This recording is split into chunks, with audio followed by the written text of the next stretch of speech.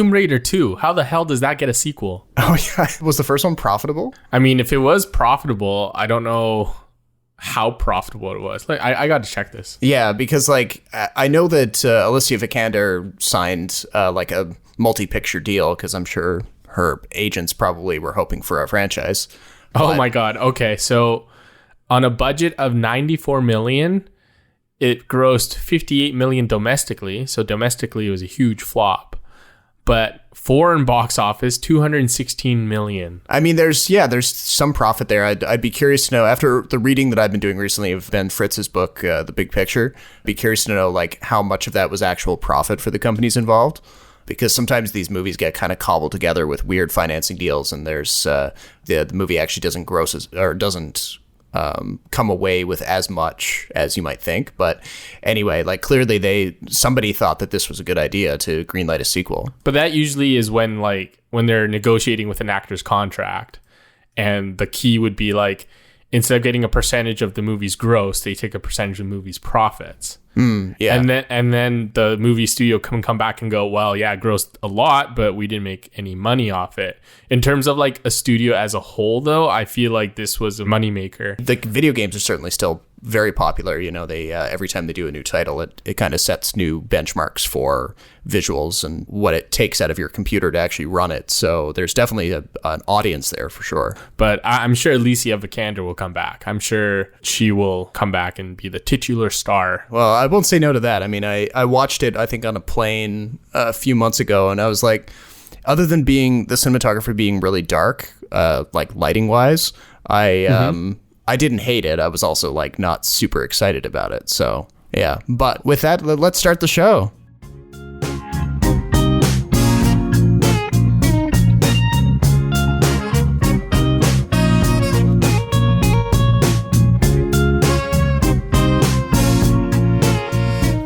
Hello, welcome to the show. This is episode 48 of the Extra Buttery Podcast, our 8th episode of 2019. And this time on the show, we're going to be taking back our words a little bit about a movie we were excited about last episode, Hellboy. Turns out it's not quite as good as we were anticipating, so we'll dig into that.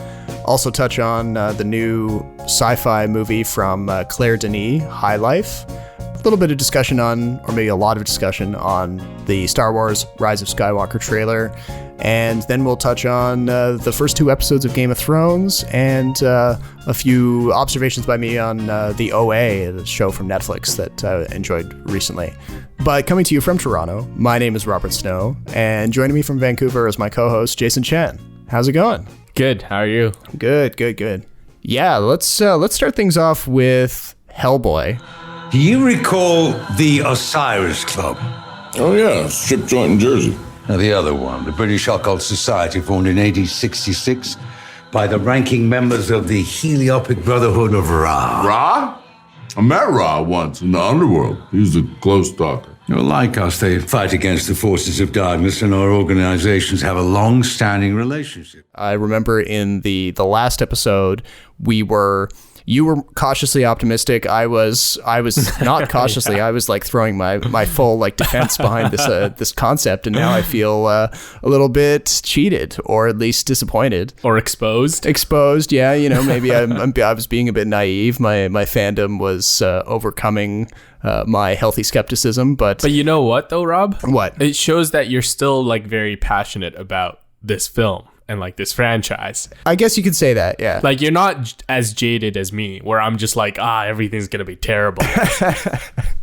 Yeah, that's true. Yeah, I'm not exactly like that, but I think going in, I was more of the let's see how this goes. But I think there's a lot to digest in this film, though, don't you think? Certainly, the kind of like the log line here is that it's not a train wreck. You know, I mean, there are a few redeemable bits, namely David Harbour's performance as Hellboy. You know, he's handed a role that already had kind of imprinted itself on the minds of fans with Ron Perlman in the Guillermo del Toro movies. So he had to make some decisions as an actor to kind of modify the performance or take new inspiration to try to like change the flavor a little bit. So that definitely wasn't a task that everyone would envy. So yeah, I would say on that score, he does a really good job. He kind of, the thing about Hellboy that most people will quote is how he's supposed to be a blue collar worker who's just clocking in, doing his shift essentially for the government, ridding the earth of monsters. And he, cracks wise while he does it and kicks back and gets drunk when he's done.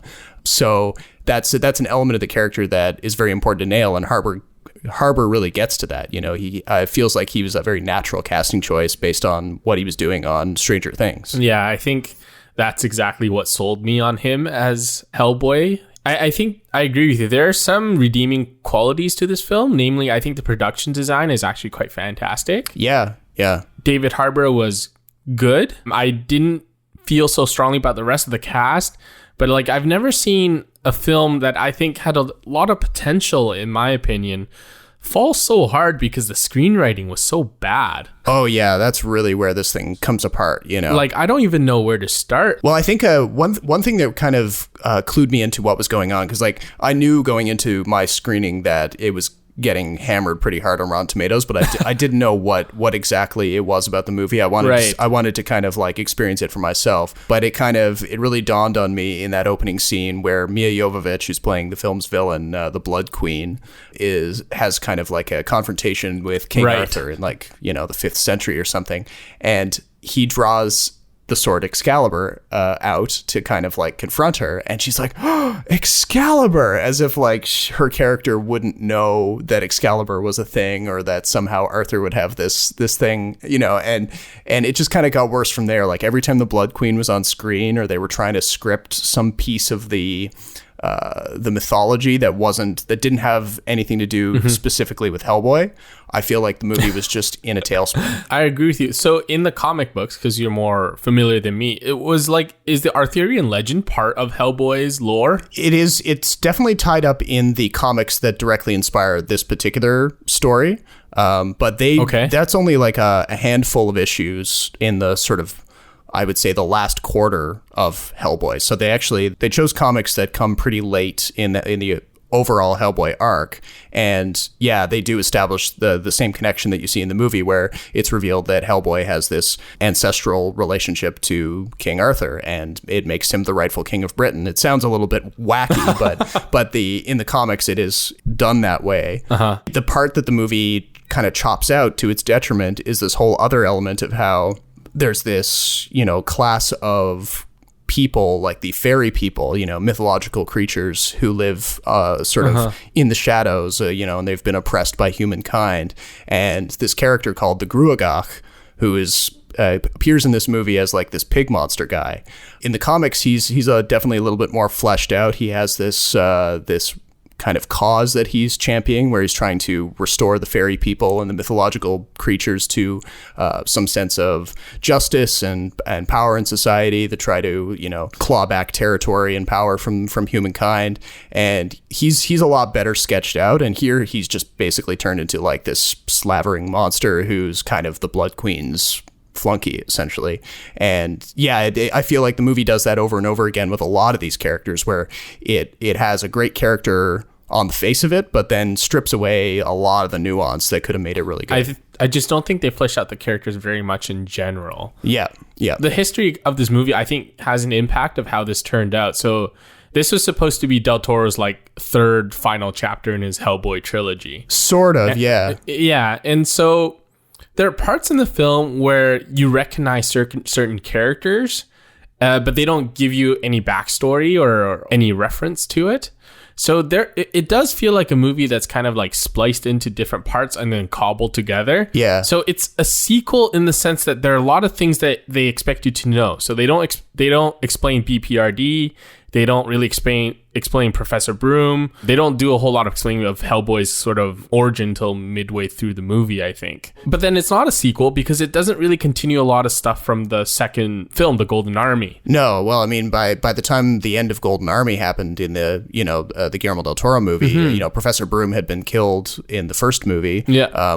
He had like children on the way with Liz Sherman and a whole bunch of other threads that Del Toro had, intentions of closing off if he'd been allowed to make that third movie. And it's like the second film where Hellboy, in some sequence, his horns grow out and then he snaps them off in half. Yeah, well, technically that happens in the comics. Yeah, but it's very derivative seeing that, like, we just saw this, like, in the first film as well. Yeah. So, and it's kind of funny, the giant sequence, there are certain sequences that, like, action-wise are actually kind of funny and spectacular, but you think back and none of it really makes sense.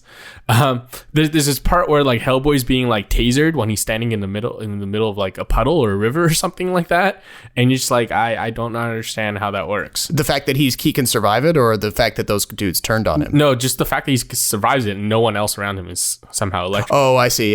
Yeah. And just like one action sequence and one plot sort of exposition scene, they don't really mesh together. No.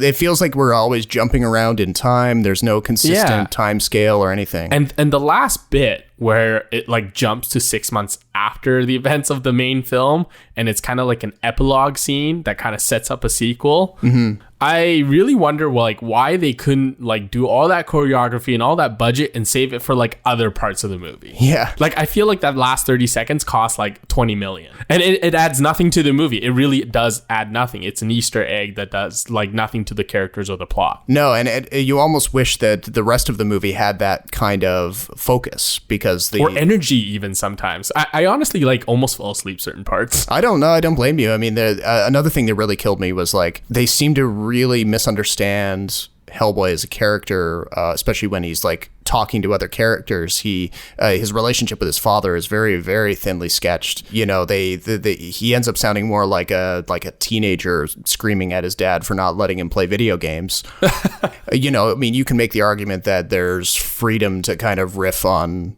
the Hellboy Professor Broom relationship. It's a different interpretation, but it just doesn't track with where Hellboy should be at this point in his career. He's supposed to have been hunting monsters for decades by this point. Why would he still be obsessing over the way he'd been raised, and why would he not know where he came from? It felt like the screenwriters were kind of playing fast and loose with certain elements just to kind of like construct drama or construct. It's very cobbled together. Yeah. Did you walk out angry, sad, disappointed? Yeah, just disappointed, not angry. I mean, I feel like Hellboy he's a great enough character that maybe at some point Del Toro will circle back around and be allowed to make his final movie, or maybe another filmmaker will pick it up.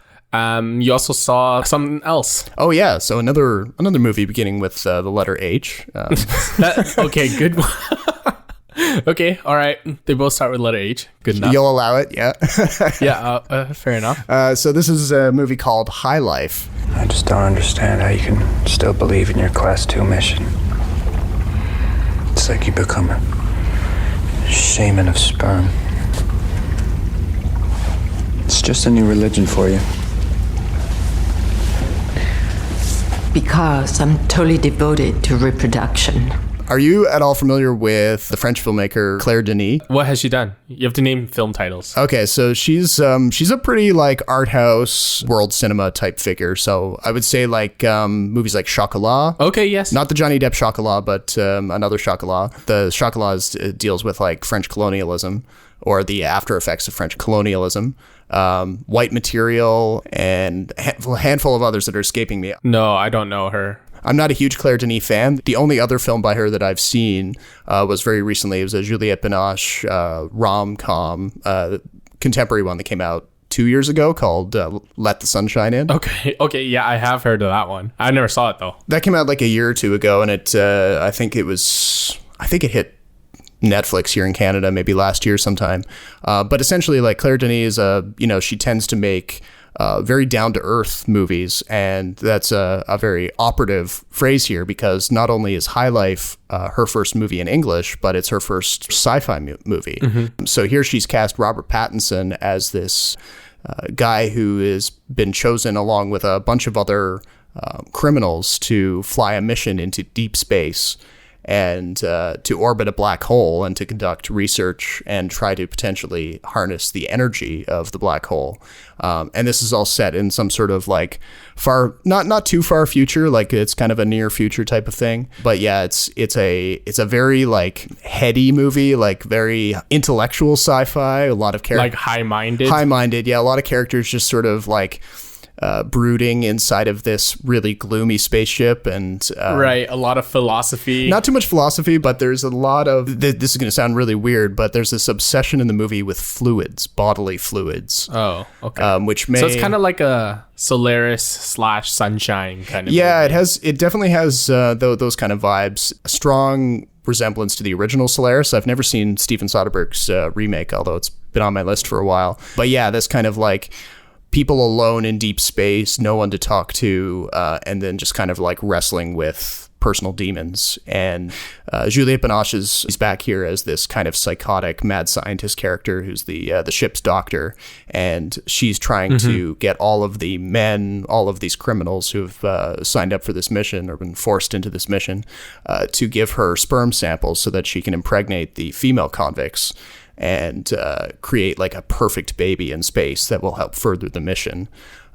And yeah, the movie kind of continues. It's about 2 hours long. It's just kind of like an experience. There's some visuals in there that are a little bit challenging. If you've been following Robert Pattinson's career at all in recent years, he's been making some very interesting choices with about the filmmakers that he's chosen to work with, like David Cronenberg and the Safdie brothers. See, if I didn't know any better, being that you're such a fan of Robert Pattinson and Kristen Stewart, I feel like you're like a Twilighter. A closet Twilight fan. What are they called? There must be a name for them. Twihards? Twihards, yes. You must be a Twihard. Oh, no. Well, to be honest, I think I've only ever seen like 5 minutes of any of the Twilight movies. But believe me, believe it or not. But no, I feel like, for one reason or another, Stewart and Pattinson found themselves in that series together, and they got all this international fame, and they did fall in love for a period of time. But they seem to have come out of that experience, being in the public eye and heading up this gigantic franchise, and they kind of decided that they really wanted to work hard on their bona fides as actors, and both of them have made some really interesting decisions with the stuff they've done post Twilight. So I mean, if like high concept sci-fi is your thing and you don't mind some like creepy visuals and some pretty like disturbing implications, I would definitely check this one out. It's just, there's so many weird elements, like Andre 3000 from Outkast is in it in a bit part. Yep. Mia Goth is in it. Mia Goth, yeah, she's in it. If you've liked her in like I think she was in that Lars von Trier movie Nymphomaniac, and she was in Suspiria recently. So I mean, if her kind of weird flavor of acting is your thing, you may like her as well. I like how we're talking about the universe and everything, because an important trailer just dropped recently. It did, yeah. So this is the first teaser for Star Wars Episode 9, The Rise of Skywalker. We've passed on all we know. 1,000 generations live in you now.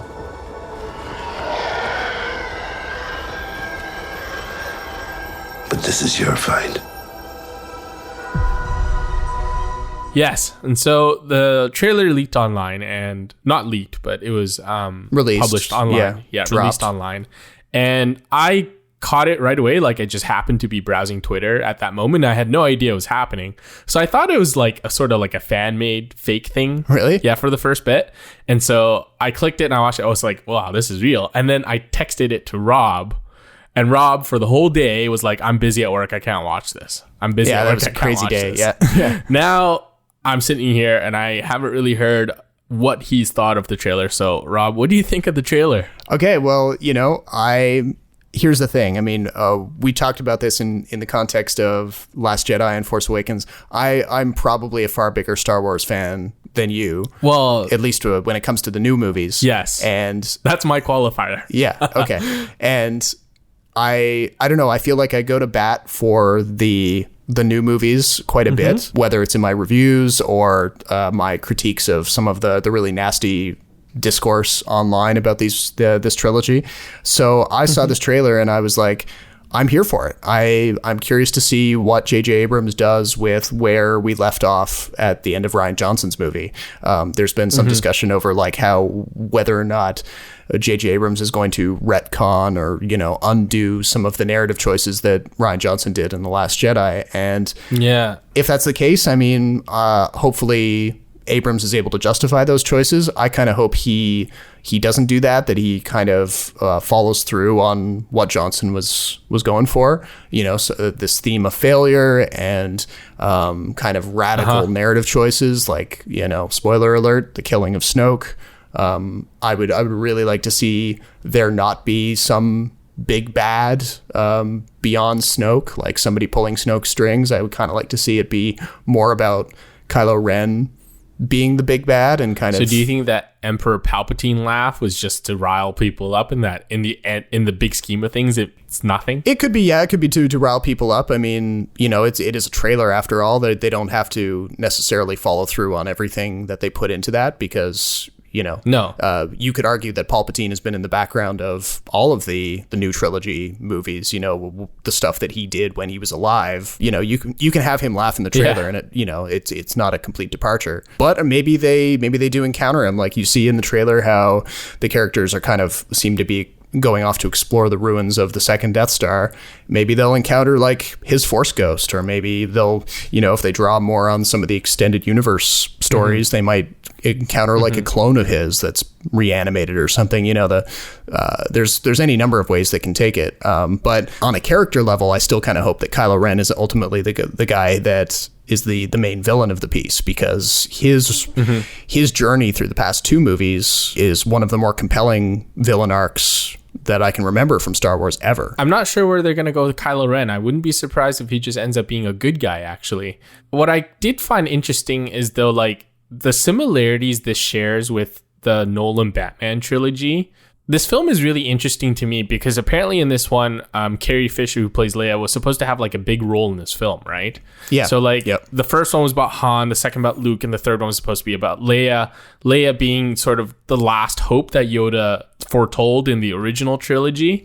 Now that she's obviously not around, and the studio's gone back and forth about whether or not she'll be in the movie at all, but we know that at some point she is going to be like a pivotal plot point in this movie. The similarity is this. When The Dark Knight filmed and Heath Ledger died, they had to make radical changes to The Dark Knight Rises. So thematically, The Dark Knight Rises really follows The Dark Knight in like the tones and the themes and some of the things they talk about. But there's a lot of plot in The Dark Knight Rises that actually follows Batman Begins. And you almost can't really understand The Dark Knight Rises if you don't watch Batman Begins. And I feel like this is the same with the Star Wars trilogy, where The Force Awakens, The Rise of Skywalker is going to thematically and tonally follow The Last Jedi. But plot-wise, I think it's going to pick up a lot of the things that the Force Awakens didn't answer. And so The Last Jedi kind of becomes like The Empire Strikes Back, where it doesn't really, or not The Empire Strikes Back, sorry, The Dark Knight, where it's kind of like a standalone. Yeah, that's an interesting take. I don't think I would have thought of kind of comparing those two franchises, but yeah, I see where you're going with it. Like a lot of people kind of say that, well, they're right in saying that The Empire Strikes Back is the greatest Star Wars film, and I would argue that's partly because it is such a clear departure from the hero's journey arc stuff that defines the first movie, and you know, gets replayed quite often in the rest of the series. So yeah, I mean, if The Rise of Skywalker goes back to those kind of hero's journey things from Force Awakens, I mean, it was directed by J.J. Abrams. If he feels the need to close the loop on a few of the threads that fans demanded, you know, and they were so... Well, he'll never do that. That's not his style. But I think he'll pick up a lot of things that the first one left off. I mean, yeah, I wouldn't be sorry to see some reference to these Knights of Ren guys. You know, I'm definitely not. No, of course definitely not angry that they were excluded from The Last Jedi or diminished in some way. You know, I don't feel like the movie owes us any explanations, but there's some cool stuff that they can do, and I really hope that people go into Rise of Skywalker with an open mind, especially since, you know, it could, based on some of the stuff that like Kathleen Kennedy has been saying, when they're done this one, they're going to take a bit of a break for a couple of years, and then because they have to. They have to, and they're kind of readjusting after the failure of or the comparative failure of Solo, and the shutdown of some of the other spin-off anthology movies. And then they're saying that like the trilogy that Rian Johnson is planning and the other series that the guys from Game of Thrones are planning could very well be set like hundreds of years in the future or thousands of years in the past. So yeah, they've kind of got to put a button on this saga with this movie, and it's going to be a pretty tall order. Well, actually, I just had to add one thing about Empire Strikes Back sort of breaking the mold. I don't think it really does. I think Empire Strikes Back is sort of like the standard for the middle film in a trilogy, where you put the characters in like the most harrowing and the biggest challenges in front of them. I kind of felt that was missing The Last Jedi. I'm trying to remember like how we ended it with Kylo Ren, because we know that like by the end of the second film, Rey has sort of like reached, I don't want to say peak Rey, but she's close. She's right? close, yeah. And then like with Kylo, it's he's gotten rid of Snoke. He offered to team up with Rey, but she rejected that offer. Yeah. So and then kills Luke, right? Yeah, and he's become like the new leader of the First Order. So he has that whole like military apparatus at his disposal. I guess he would want to try to control more of the galaxy, et cetera, et cetera. And Rey's got to stop him. Yeah. So compared to the Empire Strikes Back, where Han Solo's frozen in carbonite, and Luke has lost his hand, and Vader seems to have the upper hand. So I think there are differences there. So the ending where it ends off, where I think the Empire Strikes Back just has a bigger cliffhanger. Yeah, okay. The other thing too, I wanted to get your thoughts about the title, because everyone gets all hung up on the title, and I think it's a really interesting choice that they named Skywalker in the title, which I think just confirms sort of, I think, my thoughts many years ago about how Star Wars is just like a story about the Skywalkers. But in this particular case, I don't necessarily think they're talking about the Skywalker family. Oh no! Like what's your prediction? Okay, so my theory is that, so in this version, Luke has become like a really jaded Jedi master, and because like Qui-Gon, he's already found a lot of things about the Force that he doesn't think, or that he thinks are just lies. So I think Rey kind of gets this. And when the Jedi say kill the past, I think what's going to happen is that Rey is going to set up like a new sort of Jedi order, and they're going to be called Skywalkers instead of Jedi. Oh, interesting. So the Rise of the Jedi, or Rise of the Skywalker, is kind of like Return of the Jedi, where it's like a new generation of like these galactic warriors. And I think I read this on Reddit somewhere, but like, in the Thrawn books, there's an alien race apparently has Force-sensitive people, and they literally call them Skywalker in their language. Oh, okay. Yeah, so I think that's like totally like a fan theory and sort of a thinking by me, but I don't know how true that is. So just tossing that out there. Yeah, well, I do like that theory a lot. I mean, it would definitely, as far as I'm concerned, it would be a nice, very poetic conclusion to some of the ideas that Rian Johnson did. Maybe not necessarily what he would have done if he wrote and directed it, but it doesn't delete or retcon what he was trying to say, which is essentially that Rey is not a Skywalker, and that your parentage doesn't really matter. And right. And yeah, and the idea of like kind of putting the Jedi to rest, right, and saying that their methods were flawed, they were well-intentioned but ineffective. Yeah, because if you think about how Disney has marketed this Star Wars, they keep saying like, this is Star Wars for another generation. So the original trilogy had theirs. We grew up with the prequels, and this generation right now is growing up with this 7, 8, 9 trilogy.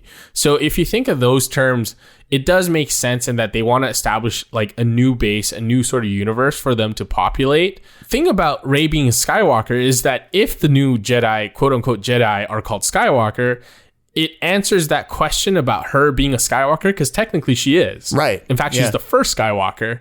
But who cares if she's got Skywalker blood or not? Because remember the boy at the end of The Last Jedi with the broom? Mm-hmm. So the whole idea that anybody can be a hero, and this message of like the whole marketing message about how like you can be Rey, you can be Finn, you can be Poe, and like you never know where all these heroes come from. It's a very different message from where we grew up, where there were clearly people who seemed to like be born heroes. Yeah, and not only that, but they had to, you had to very rigorously fit into one or the other, either you're Jedi or Sith. And yes. Anybody who was like on the line was seen as being like deviant in some way, and it was an interesting message. It has like it has definitely like callbacks to like real world institutions like the church or other things, and and to say that like. They're going to establish another order that is maybe a little bit dark and a lot light, or it won't be quite so regimented in its rules. Exactly. And, they won't have to like not have sex or something, stuff like that. Yeah, it wouldn't be so much like a religious cult. Yeah, exactly. Which could be a really compelling way to end it. I think that would. I think that's. I would definitely be on board if they decide to go that direction or a similar direction. Yeah. So that's my theory. I read certain piece of information and kind of pieced together. So anyway, I look forward to it. I didn't enjoy The Last Jedi as much as you. We won't get into it because that's like another hour. But I am interested to see how they wrap it up. We're going to move to the small screen now. Yeah, we're going to move to the small screen, but also kind of like talking a little bit about very morally ambiguous characters because Game of Thrones is back on the screen for its 8th and final season. They're coming. Our enemy doesn't tire, doesn't stop, doesn't feel.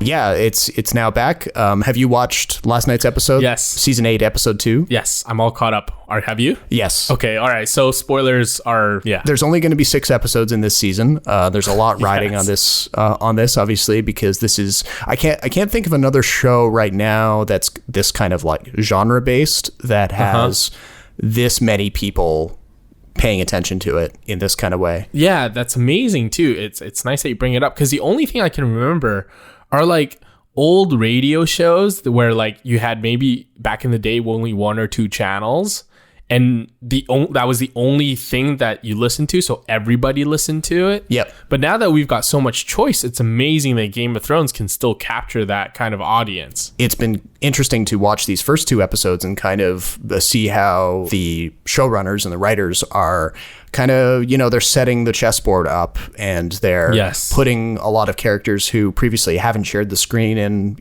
maybe for the whole series up until this point. They're kind of putting them together. They're kind of, it's almost like during last night's episode, I was thinking about how it's almost like a kid holding up action figures of like heroes and villains and kind of like bashing them together and being like fight, because they're kind of twisting things up and priming confrontations on like an interpersonal level, while the big like existential battle with the White Walkers is growing on the horizon. Episode 3 is obviously going to be the big one. I agree with you. There's a lot of chess setup in the first 2 episodes. It is nice that we get the reunions, but my personal theory about the reunions, Rob, I think the showrunners are making us feel good about all these reunions so they can kill everyone off. Like you tie up all these loose ends, you don't owe them anything anymore. Bye-bye. That's true, yeah. Once you kind of get like, you get Tormund and Brienne hanging out. Yeah, once Arya and Gendry consummate their relationship. Yep. Once that's done, then there's nothing really... I think they'll survive, though. I feel like maybe Gendry will die pretty soon, but Arya will live on to kind of like stab Cersei in the eye or something. Well, I mean, like, if you think back to season 1 about Robert Baratheon, he was right? So he's talking about he had a kid and Ned Stark had a kid and they should marry their houses. So, oh, yeah. So like Gendry and Arya kind of fits that prophecy, I guess. Yeah. The one thing, though, is that when you get to a certain part of the show, the protagonist starts becoming really dumb. Because... Specifically Jon Snow, or just everybody? Jon Snow, yes. At the beginning, you kind of live through these like adventures through his eyes, right? So everything is new to him as it is to the viewer. But we've gotten to the point where like, Jon, it's probably not the best idea to reveal that you're the rightful heir to the throne, like basically hours before you're supposed to fight and die for each other. Or in episode 1, or even in any season before that, where he makes just like the dumbest decisions. And it's gotten to the point where like the side characters, as you said, when they're all drinking around that fireplace, are far more interesting. Yeah, they get a chance to kind of like bounce off of each other, and then meanwhile John is just kind of brooding down in the basement, and you're waiting for like basically the whole episode for him to finally have his chat with Daenerys about what's going on, because clearly she knows something's up. But even when he reveals the information, then they're like, all right, time to have the cliffhanger for the big battle episode. Yeah, but did you notice how often they mentioned the crypts last episode? The army of the dead's gonna raise the dead. Where are the dead in the crypts? Yeah. Well, what's your like bet on whether or not they're going to get Sean Bean back as like a zombie? I think it's pretty high, but I also feel like there would have been some production notes about how Sean Bean was on set. Or maybe is it all CGI? I don't know, because you think about like if you flip it back to Star Wars for a moment, like the fact that they got Ray Park back to play Darth Maul for that little cameo at the end of Solo: A Star Wars Story. Apparently, like they basically kept Ray Park under like a black cloak with a hood, and he was driven up to the soundstage where he was going to shoot that brief little thing. In total secrecy. He only ever walked like a brief distance outdoors. His identity was completely, while he was in the makeup, it was completely hidden. So I feel like if they were going to do something like that with Sean Bean, the people out there who kind of, it's their job to keep spoilers secret before an episode or a movie airs, they probably figured out a way to keep it under wraps if they could. I don't know if it's going to happen, So I think the odds of that are pretty high, because for me personally, I'd love to see that. I think there are very few instances where Arya is scared, and that shot of her running through the castle where she seems terrified. Yeah. I feel like Sean Bean coming back from the dead, and even Catelyn Stark would scare the bejesus out of her. Oh, yeah.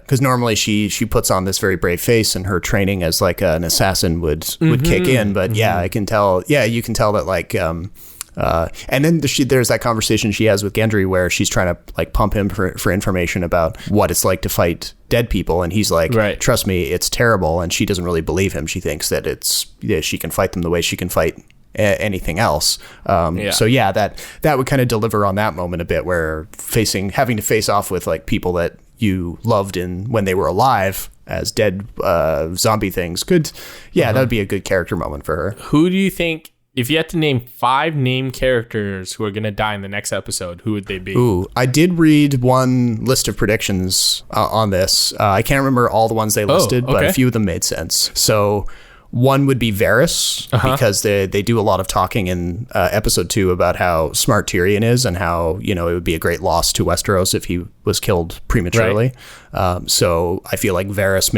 might do something to save Tyrion's life, and, we'll lose one smart guy, but keep another. Well, Jorah Mormont does the same out of character, where he actually wants Daenerys to keep Tyrion as the hand of the god, even though we know he's got like this huge, like creepy crush on her. So yeah, maybe Jorah's definitely set for some sort of like heroic final stand. So that's 2. Theon's got a die heroic death, right? Like maybe that's his redemption arc. Yeah, him and Jaime have the best arcs. I feel like Jaime will probably survive, because he's got to have one last scene with Cersei at least. I agree. The Hound's gonna live because he's got to kill his brother. Yeah, that's true. Brienne might die. Yeah, maybe that Night's Watch guy who's friends with Sam and Jon. Oh, Dolores Ed. Yeah, maybe him. He feels like the kind of guy you can nix. Cannon fodder. Yeah, a little bit. Even though Game of Thrones is usually pretty good at like, they're not afraid to kill off main characters early. Obviously, that's their thing. But can I say though, Sophie Turner looks terrible in the X-Men trailers, but she's really good so far this season. She's really, really good. I think maybe some people found her kind of transition back a few seasons ago into like this tough girl to be a little bit hard to believe, but she owns it. Well, I was gonna say her becoming tough makes her more likable and is actually a believable sort of transition. But we are gonna do, I think, some special written stuff for Game of Thrones. We're planning a series where we're essentially going to like talk about character endings. I haven't come up with a good name for the series yet, but postmortems. Yeah, postmortem might work, but like not necessarily when each character dies, because maybe some characters will actually live to see the very final shot of the episode. But yeah, to kind of like when characters either die or their stories are concluded, we're going to try to do up a post about them for Kinetoscope Cinescope, where we will talk about, where they've come from, what they've achieved, and what kind of ending they were given, if it was a good ending or maybe if it was an unsatisfying ending.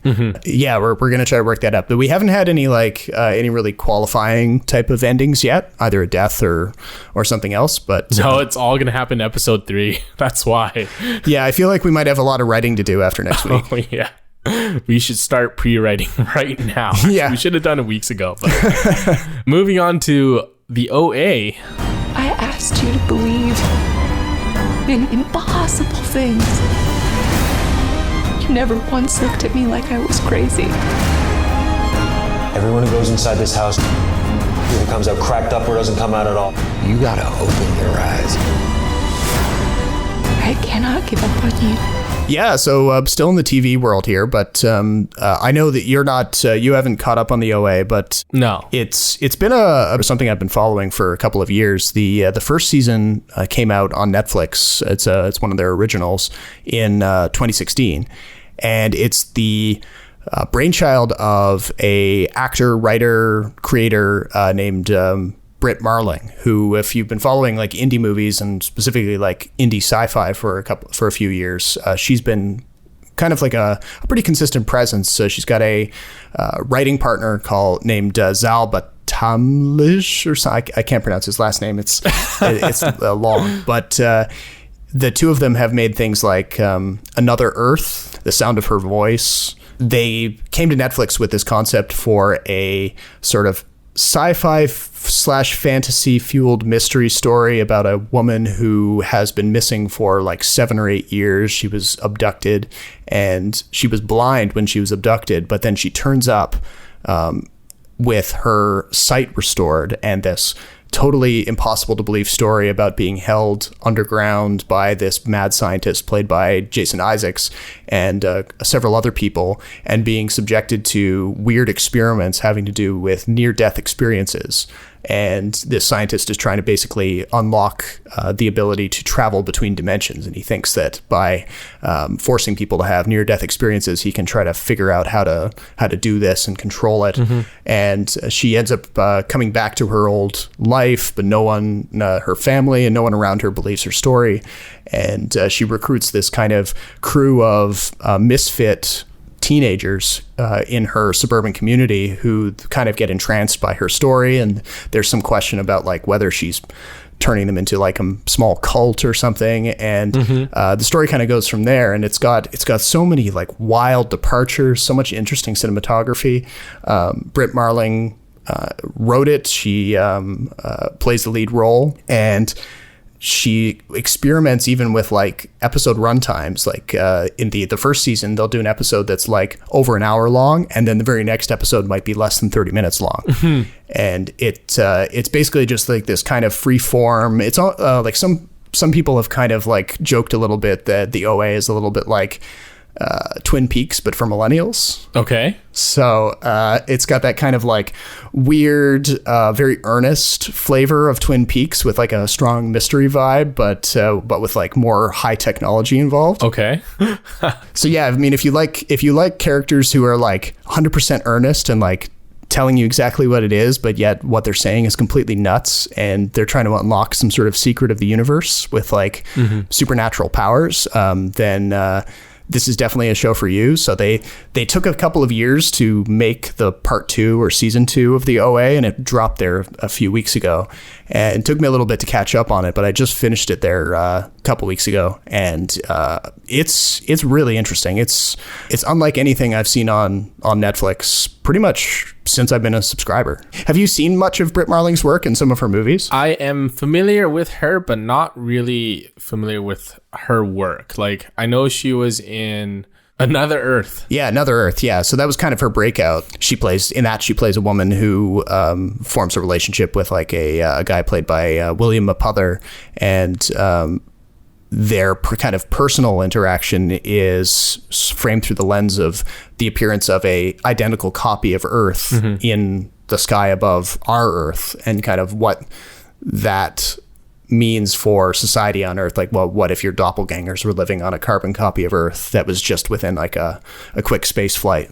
What would that do to society? So that was, her work has always been kind of like meditating about existence and how these kind of like barely possible or barely plausible scenarios would totally affect life as we know it. Actually, William Mapother, do you know that he's related to Tom Cruise? Yes, I remember reading that when I was first like thinking about. Tom Cruise is a stage name, right? And you can almost see like a weird bit of similarity between them, like family resemblance. But yes, yeah, there is a little bit. William Mapother doesn't quite have the movie star A-lister good looks, but it's like kind of like River Phoenix and Joaquin Phoenix don't look anything like each other, yet they're brothers. Yeah. So I don't know. it sometimes it works out like that way, eh? No, but going back to the OA, like it's, I find myself recommending it to a lot of people. It's definitely got some flavors of like Lost in there, which obviously I'm a huge diehard fan for. There are some moments that will kind of like strain your suspension of disbelief, where you'll be like, oh, come on, like, there'll be like some element with characters earnestly telling each other, well, we're soulmates and we're going to meet up in another dimension. Some of the dialogue is just like, it's that wacky, and you're expected to just like buy it.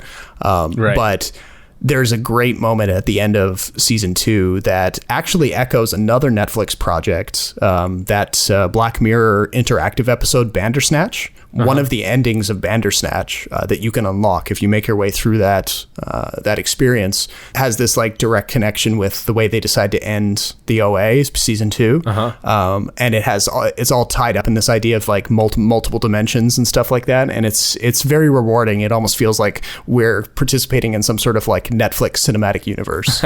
So yeah, I would watch it just for that. That about does it for this episode. We were going to talk briefly about a new project with Alden Ehrenreich, but might have to get to that on next week's episode. It's kind of tough because it's just like the casting. And have you read A Brave New World? I have not, no. Yeah, so it's a very old book by Aldous Huxley. I had to read it in English Lit in high school. Can't remember what grade. I think it was grade 8 or something.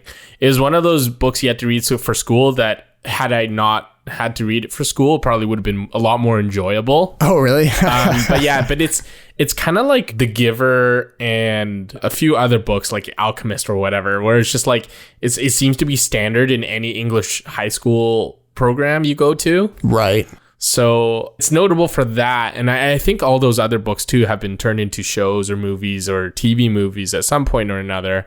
But this seems to be sort of a bigger production, and I'm interested to see what Ehrenreich does after Solo, because I don't think it really shot him to stardom like a lot of people thought it would. Yeah, that's true. And like I was briefly doing a bit of research on this project, and it's going to be a production by USA Network, which you don't often hear about, but they do have a bit of experience in this kind of category. They made a show with a show called Colony for 3 years that starred Josh Holloway from Lost, and they have a bit of like that show was kind of their first like big banner thing that kind of made their name. And they're the ones that are behind Mr. Robot too. Oh, that's true. Okay, so yeah, that's an even bigger success for them. Yeah, so. And Monk. I don't know if you. Oh, the Tony Shalhoub. Yeah, no, I never watched it. I knew about it when it was on, but yeah. Interesting. Anyway, I think that does it for our show. So yeah, head on over to kinetoscope.ca. We've got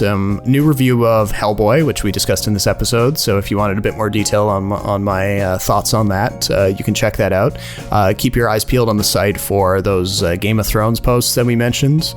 As always, my name is Robert Snow in Toronto. And in Vancouver, my name is Jason Chen. Thank you for listening. Next episode, we'll have seen Avengers Endgame, I believe, so look out for that. So in the meantime, thanks for listening, and we'll talk to you soon.